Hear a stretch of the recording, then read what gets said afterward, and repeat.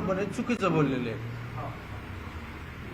असं एखाद्या मुलीशी असा आरोप करणे किंवा तिच्या चारित्र्यावरती शिंतोडे ओढणे हे जे कायद्याचे तज्ज्ञ आहेत त्यांना हे बोलणं शोभत नाही आहे, हे आमच्या दृष्टीने मला सांगायचं आहे.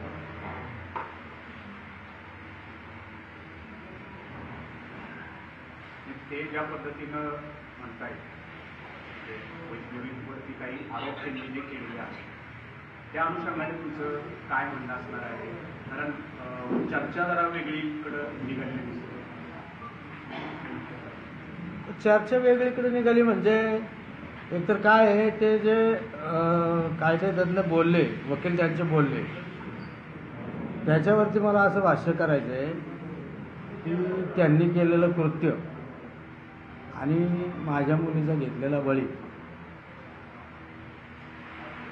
याला कुठंतरी त्यांना वेगळी कलाटणी द्यायची आणि तो गुन्हा लपवायचा आहे, म्हणून त्यांनी हे असं वक्तव्य केलेलं आहे. वकील काल कोर्टात बोलताना असं म्हटलं, माध्यमांशी बोलताना असं म्हटले की ज्या घटना घडत होत्या चर्चेच्या संदर्भात असेल किंवा वादाच्या असेल त्याची कल्पना तुम्हाला वेळोवेळी दिली जाईल, तुमच्यापर्यंत ते पोहोचवलेलं होतं, मध्यस्थी झालेली होती आणि काही मोबाईल वगैरे तिचा काही दिवस काढून घेतलेला होता, असं ते म्हटले. 3 गोष्टी, एक त्या ज्या मोबाईलच्या आणि चॅटच्या संदर्भात, दुसरं हुंड्याच्या संदर्भात ते असं म्हटले की आम्ही हुंडा मागितलेला नाही आणि ती फॉर्च्युनर वडिलांनी गिफ्ट दिलेली होती, बक्षीस दिलेलं होतं लग्नासाठी. आणि तिसरा मुद्दा जो आहे 51 तोळे सोनं, हे सगळ्या कुटुंबाचं त्यांनी गहाण टाकलेलं आहे, त्यांनी तुमच्याकडे कधीही पैसे मागितलेले नाही.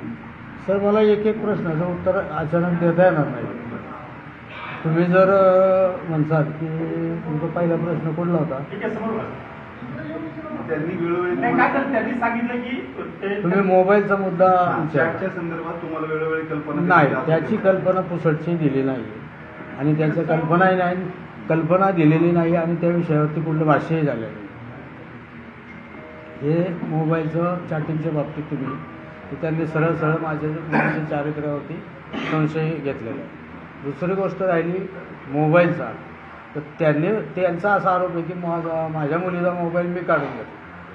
जर मला मोबाईल काढून घ्यायचा असता, माझ्या मुलीला तर मी मोबाईल ऑलरेडी दिलेलाच आहे, पण माझ्या त्या आरोपीला सुद्धा मी मोबाईल 1.5 लाख रुपये 1,52,000चा मोबाईल तो मी आत्ता 2-3 महिन्यापूर्वी घेऊन दिलेला आहे.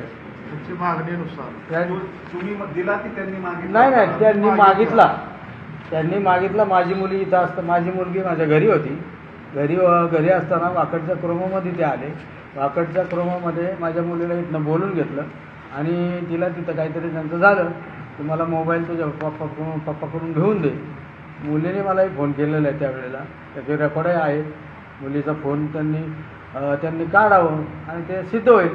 फोन केलेला आहे, ज्या त्या वेळेला गेलेलो आहे आणि त्यावेळेला त्यातला मी मोबाईल दिला, त्यांच्या मागणीनुसार मी मोबाईल दिलेला आहे. त्या मोबाईलची ही रिसेट, क्रोमा शोरूमची रिसेट तुम्हाला झूम करून बघायचं असेल तर बघा. त्याची तारीख हे मला वाटतं 18/9/2024ला मी त्यांना मोबाईल त्यांच्या मागणीनुसार दिलेला आहे आणि त्याचे जे EMI आहेत, मी आजही हप्ते भरतो, त्याचे EMI भरतो आहे. ते बँकेचं स्टेटमेंटवरती तुमच्याही लक्षात येईल आणि वकील साहेबांनी त्याचं स्टेटमेंट काढून घ्या. त्याच्यात ते दुसरा आरोप होता तो म्हणजे हुंड्यासाठी आम्ही छळ केला नाही. 40 लाख, आमच्याकडे 5 कोटीच्या गाड्या आहेत, तर 40 लाखाची फॉर्च्युनर आम्ही कशाला मागू. इतकंच नाही तर वैष्णवीच्या नावावर जी काही जमीन होती तिथं सुद्धा आम्ही हक्क सोडपत्र देऊन टाकलं होतं. आम्ही स्वतः वैष्णवीला घरी घेऊन गेलो होतो आणि आम्ही सही दिली, असा त्यांचा आरोप होता. त्यामुळे हुंड्यासाठी आम्ही छळ केलाच नाही असं त्यांनी दावा. हुंड्यासाठी छळ केला नाही, काही नाही, हुंड्यासाठी छळ केला नाही म्हणता, गाडी मागितली नाही म्हणता, तर मी 5 कोटीच्या गाड्या आहेत त्यांच्याकडे म्हणतात, तर मी ही MG हॅक्टर गाडी बुक केलेली आहे. फॉर्च्युनर गाडी घ्यायच्या आधी ही MG हॅक्टर गाडी वाकड हायवे रोडला शोरूमला बुक केली, 50,000 रुपये डिपॉझिट केले, त्याचे 1 महिन्यानंतर लग्न आल्यानंतर त्याचे रिफंड पण माझ्या अकाउंटला आले. तर ही त्याची रिसीट MG हॅक्टर बुक केली. त्यांनी माझ्याशी वादावादी केली, वादावादी चांगलीच केली. मला त्यावेळेस असं बोलले की ही जर गाडी दिली तर मी ती गाडी सोडून देईल, नाही तर तिथं पेटून देईल. मला गाडी पाहिजे, हीच गाडी पाहिजे, फॉर्च्युनरच गाडी पाहिजे. मग त्यानंतर मी फॉर्च्युनर गाडी लग्नात दिली. म्हणजे कुठेतरी असं होईल की दुसरी गोष्ट अशी की तुम्ही जे म्हणता की 5 कोटी 90 लाखाची गाडी, 5 कोटीच्या गाड्या, ॲक्च्युली त्यांच्याकडे गाडी ही एकच आहे. 5 गाड्या नाही, 10 गाड्या नाही, 5 कोटीचं काय नाही. निव्वळ आणि निव्वळ त्यांच्याकडे एकच फोर्ड गाडी आहे. दुसरी जी काय ती गाडी 90 लाखाची सांगतात, ती गाडी बुचुडे नावाच्या इसमाची मारुंजी या ठिकाणची गाडी आहे. हा त्या गाडीचा रिपोर्ट आणि नंबरही झूम करून बघा, तुम्हालाही कळेल की ही गाडी चंद्रकांत राघव बुचडे या नावाने आहे. त्या गाडीचा नंबर आहे MH14 KC 3000. त्या गाडीचा नंबर पोलीस स्टेशनला ती लावलेली असेल, ती गाडी चेक करा, तेही बघा. म्हणजे यांच्याकडे कुठलीही गाडी नाही आहे, एकच गाडी आहे. आणि ही जी गाडी मी दिलेली आहे ते दिलेली नसून ती माझ्याकडं मागितली गेलेली आहे. माझ्या मुलीला टॉर्चर करून लग्नात उभं राहणार नाही, लग्न मोडून टाकीन. आधीच माझ्या मुलीची लग्न 2 ठिकाणी मोडली, त्याच्यातही हे लग्न मला जबरदस्तीने करावं लागलं. त्यातही लग्नाला तयार झालो तर त्यांनी अशी मानसिकता करून ठेवली की माझ्याकडे ह्याची मागणी, सोन्याची मागणी, गाडीची मागणी, चांदीच्या ताटाची मागणी, गौरीची मागणी. अधिक महिन्यात जावायला चांदीचंच ताट पाहिजे, सरासरी ज्याच्या ऐपतीप्रमाणे म्हणा किंवा अनेक गोष्टींच्या कारणाने स्टीलचं देतात, कोण तांब्याचं तामण देतं. माझ्याकडे त्यांनी चांदीची ताटाची मागणी केली, तीही मी पूर्ण केली.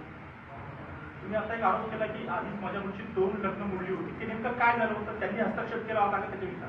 त्या ह्याच्यात मी आता बोलू शकत नाही, कारण ते आता ह्या ज्या गोष्टी आहेत सगळ्या न्यायप्रविष्ट आहे, त्यामुळं अधिक याला कारणीभूत हगवणे कुठे होते का? याला कारणीभूत हगवणे आहेत आणि त्याचंही आपल्या समोर थोड्याच दिवसात ते पण उलगडा होईल. वकिलांनी एक असं एक आरोप आहे की 100 लोक घेऊन त्या निलेश चव्हाणच्या घरी 100 लोक घेऊन गेला होता बाळ आणण्यासाठी. त्यामुळे त्यांनी तुम्हाला कदाचित बंदुकीचा धाक दाखवला असं त्यांचं म्हणणं आहे. आणि या प्रकरणात ते जे बाळ होतं ते या निलेश चव्हाणकडे त्या हगवणी कुटुंबांनी सांभाळण्यासाठी दिलं होतं. तुम्ही 100 लोक घेऊन मॉब घेऊन त्यांच्या घरी गेला, त्यामुळे त्यांनी तुम्हाला दमदाटी दिली असा एक त्यांनी आरोप केला. बरं, आता तुम्ही म्हणता की त्यांनी असा आरोप केलाय. जर त्यांची सून मयत आहे, ते हे मयत आहे म्हणतात, तर त्यांना हे असं सुचलं कसं की बाळाला सांभाळायला द्यायचं. सांभाळायला जर आपली सून मयत झालेली हे सोडून, आणि हा निलेश चव्हाण त्यावेळेला कसा, ज्या वेळेस माझ्या मुलीला मारलं गेलं, मग माझ्या हिशोबाने मी निलेश चव्हाणला तर याच्यात आरोपी म्हणून हे करेल की हा पण त्या कटात सामील होता, निलेश चव्हाण सुद्धा या कटात सामील आहे असं मी ठामपणे सांगतो तुम्हाला. हे जर म्हणतात की बाळाला घेऊन गेला, मग निलेश चव्हाण बाळ होतं, बाळ घराच्या तर बाहेर नव्हतं, वैष्णवीच्या तर जवळच होतं. मग याचा अर्थ काय की हा निलेश चव्हाण वैष्णवीच्या जवळच हे सगळं कुटुंब होतं आणि ह्या कटात हाही सामील आहे असे माझ्या ठाम आरोप आहे त्यांच्यावर. तुम्ही बाळ आणण्यासाठी जेव्हा त्या निलेश चव्हाणच्या घरी गेला होता, ते 100 लोकांचा मॉब घेऊन गेला होता. बाळ आणण्यासाठी गेला हा माझा भाऊ गेला होता. बाळ आणण्यासाठी माझी मानसिकता नव्हती. ज्या वेळेस बाळ आणायचं, माझ्या मुलीचे मयत झाल्यानंतर तिचे अंत्यविधी चालू झालं. दुसऱ्या दिवशी, अंत्यविधीच्या दुसऱ्या दिवशी माझे दाजी उत्तम बैरट, मोहन कसपटे या आमच्या सगळ्यांची यांची चर्चा झाली. चर्चा झाल्यानंतर उत्तम बैरटांनी करिश्मा अगवलेंना सकाळी 7 ते 7:30 वाजता फोनही केलेला आहे. तोही आपण त्या ह्याच्यात शोधून पहा, तोही नंबर मिळेल करिश्माच्या मोबाईलवरती हे केल्यानंतर. त्यांना सांगितलं की आमचं बाळ आमच्याकडे द्या. आमची मुलगी गेली, त्या मुलाईलाही तुम्ही काय करसाल. त्यावेळेस तिने 1 दिवस 2 दिवस काही आणून दिलं नाही. त्यानंतर त्यांच्याच राजेंद्र हगवण्याच्याच सख्या भावानी मोठ्या जयप्रकाश हगवणे यांनी उत्तम बैरट यांना फोन केला आणि फोन करून त्यांनीच सांगितलं की तुमचं बाळाला घेऊन जा. ते बाळाला खूप भेडसाळ होती, ते रडतंय, तिकडे नीट सांभाळलं जाणार नाही आहे असं आम्हाला कळलेलं आहे, तर तुम्ही बाळाला येऊन घेऊन जा. त्यावेळेस माझा भाऊ मोहन कसपटे आणि आमचे दाजी उत्तम बैरट हे दोघं प्रभात रोडला हगवण्यांच्या घरी गेले. हगवणे म्हणजे जयप्रकाश हगवणे, राजेंद्र हगवण्याच्या घरी. हे तिघं जाऊन त्यांच्या मुलीला घेऊन त्या निलेश चव्हाणच्या घरी गेले. घरी गेल्यानंतर ज्या वेळेस मुलाचा आजा जयप्रकाश हगवणे यांनी बाळाची मागणी केली की हा माझा नातू आहे, बाळाला आमच्याकडे दे, त्यावेळेस निलेश चव्हाणनी बंदुकीचा धाक दाखवून त्या आजोबावर पिस्तुलाचा धाक दाखवून म्हणले तुम्ही कोण, तुमचा काय संबंध आणि ही लोक कोण, यांना आम्ही ओळखत नाही आणि तुम्हालाही ओळखत नाही. तुम्ही आजोबा आहे का काय, मी तुम्हाला अजून पाहिलेलं नाही.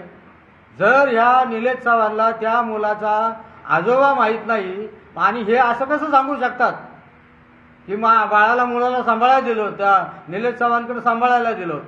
म्हणून माझा ठाम आरोप आहे त्यांच्यावरती की हा कटात सहभागी असू शकतो.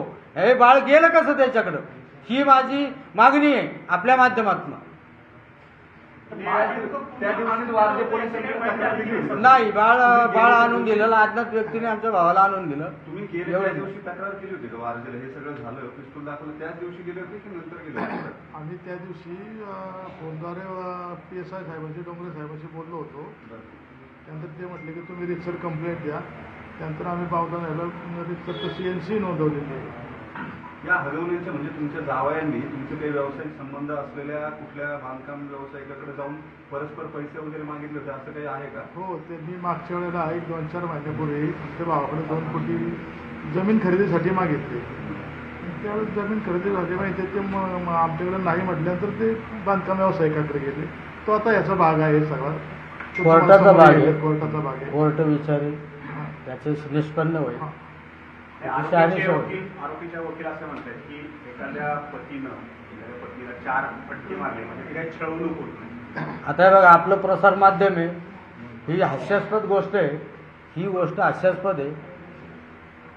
ते कायद्याचे तज्ज्ञ काय म्हणले असतील हे तुम्ही समजून घ्यावं की जर 4 फटके मारून 4 थापडा मारून जर एखाद्याचं मयत होत असेल, मग हे तुम्ही ठरवावं, समाजाने ठरवावं.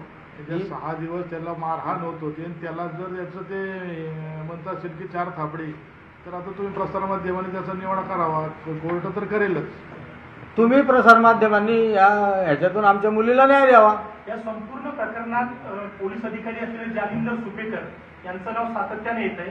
तर वैष्णव हयात असताना किंवा तुमच्यासोबत काही त्यांचा संपर्क झालाय का, तर त्यांनी तुमच्यावर कसल्या प्रकारे दबाव सांगितला का, किंवा त्यांचं नाव घेऊन तुमच्यावर कोणी दबाव टाकलाय का? यांचा सुपेकर आमचा यांचा काही संबंध नाही.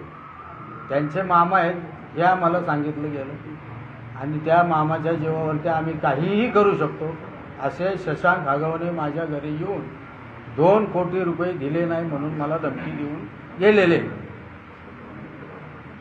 मामाचं नाव सांगून तुम्हाला धमकी देऊन गेले. अहो, ते नेहमीच सांगायचे ना. लग्न ठरवतीच्या वेळेलाही त्यांनी तसंच केलेलं आहे. त्यांच्या जन्मपत्रिकेचा जो बायोडाटा असतो त्या बायोडाटामध्ये सुद्धा मामा म्हणून सुपेकर जालिंदर यांचं नाव आहे खाली. सर, तुम्ही आतापर्यंत वेळोवेळी लग्नानंतर किती पैसे दिलेत हरवण्यांना किंवा नाही, ते मी ते तिथं सांगू शकतो. मी आपल्या माध्यमाशी नाही सांगू शकतो. आणि ते काल आणखी असंही म्हटले की त्यांनी एका जमिनीच्या व्यवहारासाठी वैष्णवीला तुमच्याकडे आणून सोडलं होतं कुठलीही मागणी न करता. तर त्याचा नेमका खुलासा काय? तुम्ही तिचा हक्क सोड आधी आता हे बघा, हे न्यायप्रविष्ट आहे. सगळं बोलणं उचित राहणार नाही, कारण ह्याचा परिणाम दुसरा होऊ शकतो. त्यामुळे मला त्याची जास्त भाष्य करायचं नाही. न्यायप्रविष्ट जास्त न बोलता एवढंच सांगेल की तिला 6 ते 7 दिवस आमच्या माहितीने सलग मारहाण होती. आपल्या माहितीने रिपोर्टच आहेत तसे तसे report 5-6 आहे. दिवस तिला मारहाण करण्यात त्यावेळेला आली. एकदा आली होती 10 तारखेला, त्यावेळेला ती तशी आईपाशी बोललेली आहे की मला मारहाण होतीये, मला छळ होतोय. पण तरी दुसऱ्या दिवशी त्याचा काही ह्याच्यावरून 7 वाजता तिला फोन आला आणि तिला जावं लागलं. काल वकिलांनी कोर्टात असाही दावा केला की वैष्णवीची मनोवृत्ती ही आत्महत्या करण्याची दिशेने होती, कारण याच्या आधी 2दा तिने अशाच प्रकारे एकदा उंदराचं औषध करून ते जे आत्महत्या काय करण्याचा प्रयत्न केला, एकदा धावत्या गडीतून उडी मारून आत्महत्या करण्याचा प्रयत्न केला. त्यामुळे तिची ती टेंडन्सीच होती की अशा प्रकारे करायची. आता ती टेंडन्सी होती की नाही होती, आता ते काही आरोप करतील, काही शिंतोडे उडवतील माझ्या मुलीवरती. पण वकील साहेबांना मला कालच्या ह्याच्यावरून एकच सांगायचे की साहेब, तुम्ही सुज्ञ आहात, तुम्हाला पण मुलीबाळी असते, मुलं बाळा असतील. एखाद्याच्या असहाय्य मुलीवरती, ती तर माझी मुलगी गेलीच आहे, माझी मुलगी तर गेलीच आहे, पण तिचा एवढं मेल्यानंतर तिच्यावरती असे वाईट वाईट चिंतोडे उडवू नका. तुम्हालाही मुलं असतील, मुली असतील नसतील, पण तुम्ही अशा एखाद्या लेकराचं हे नका करू. धन्यवाद. मला एवढंच सांगायचं आहे तुमच्या प्रसार माध्यमातून.